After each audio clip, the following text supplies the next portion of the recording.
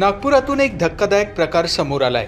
दारूच्या नशेत झोपलेल्या प्रवाशांना लुटणाऱ्या एका सराईत ऑटो चालकाला नागपूर क्राईम ब्रांच युनिट 3 ने अटक केली आहे। आरोपीकडून तब्बल 3,80,000 रुपयांचा मुद्देमाल आणि गुन्ह्यात वापरलेला ऑटो जप्त करण्यात आला आहे। 9 डिसेंबर रोजी न्यू कैलासनगर येथील रहिवासी संजय पांडे हे खापरीहून घरी जात असताना ऑटोमध्ये झोपले।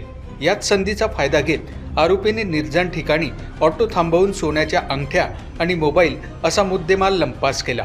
बेलतरोडी पोलीस ठाण्यात गुन्हा दाखल होताच क्राईम ब्रांचचे तांत्रिक तपास करत अंकित उर्फ प्रणय देशमुख या 24 वर्षीय आरोपीला ताब्यात घेतले।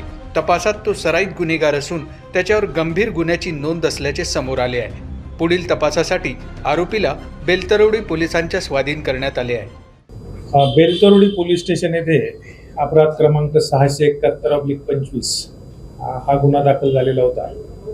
यामध्ये एका फिर्यादीचे 2 अंगठ्या आणि 1 मोबाईल चोरीला गेलेला होता। काही रोख रक्कम पण होती। त्या गुन्ह्याचा समांतर तपास करत असताना युनिट 3 गुन्हे शाखा येथील पोलीस उपनिरीक्षक देशमुख आणि त्यांचे पथक यांना जी माहिती प्राप्त झाली होती त्यानुसार रेकॉर्डवरील आरोपी आहे अंकित उर्फ प्रणय राजकुमार देशमुख, जो त्रिशरण चौक अजनी पोलीस स्टेशनच्या हद्दीमध्ये राहतो, त्याला ताब्यात घेतलं आणि त्याला ताब्यात घेऊन त्याच्याकडे गुन्ह्याबाबत अधिक तपास केला असता त्याने हा गुन्हा केल्याचं कबूल केलेलं आहे।